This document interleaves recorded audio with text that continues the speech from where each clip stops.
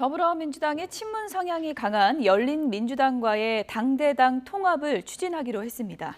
국민의힘 윤석열 대선 후보는 선거대책위원회 구성과 인선 문제를 두고 막판 이견이 분출해서 고심을 이어가고 있습니다. 자세한 상황 국회 취재기자 연결해서 알아보겠습니다. 이경국 기자. 네, 국회입니다. 네, 민주당 소식부터 알아보겠습니다. 열린민주당과의 합당 추진을 공식화했는데요. 이게 어떤 의미가 있는 거죠? 네, 더불어민주당, 열린민주당과의 합당 작업을 전담할 실무 협상단을 꾸리고 우상호 의원을 단장으로 지명했습니다. 민주당 선대위 핵심 관계자는 YTN과의 통화에서 합당 논의 요청에 열린민주당이 응할지는 미정이라며 신중한 모습을 보이면서도 당대당 통합을 계기로 당 혁신에 더 속도를 낼 거라고 설명을 했습니다. 선대위를 혁신해야 한다는 목소리가 끊이지 않는 가운데 당 지도부가 쇄신책을 내놓은 것으로 풀이가 됩니다.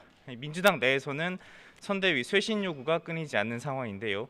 이탄희 의원이 오늘 SNS를 통해 기자회견을 통해 선대위를 비판한 뒤에도 현실화된 것은 없었다면서 더 쇄신의 속도를 높여야 한다며 선대위 직책을 내려놓기도 했습니다.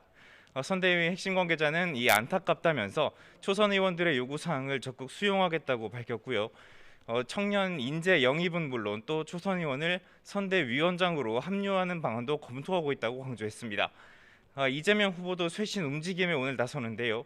민주당 쇄신 의원 모임과 만나서 의견을 듣고 혁신한 논의에 나설 것으로 보입니다.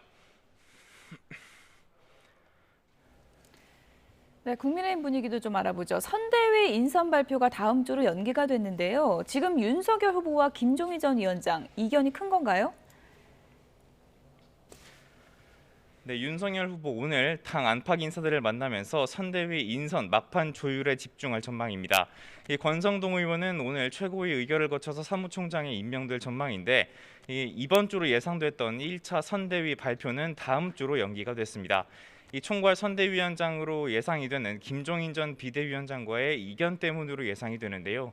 윤 후보 측은 어제 김종인 전 위원장과 선대위 구성을 논의했다고 밝혔지만 김종인 전 위원장은 회동 사실 자체를 강하게 부인했습니다. 선대위 인선안을 두고 입장차가 커서 불편한 심기를 드러낸 거라는 분석이 있습니다. 김종인 전 위원장 특히 윤 후보가 국민통합위원회라는 별도 조직을 만들고 김한길 전 민주당 대표를 영입하려는 것에 불만이 큰 것으로 보이는데요. 어제 기자들과 만나서 인물만 데려다 놓는다고 해서 통합이 이루어지진 않는다고 지적하기도 했습니다. 또 김병준 전 비대위원장이 선대위에 합류하는 것을 두고도 이견이 존재하는 것으로 전해졌습니다.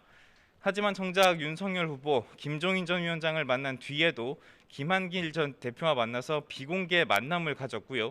또 선대위 입장문을 통해 김한길 전 대표와 김병준 전 위원장의 역할을 강조해서 향후 선대위 구성 논의가 쉽지 않을 거라는 전망도 나오고 있습니다.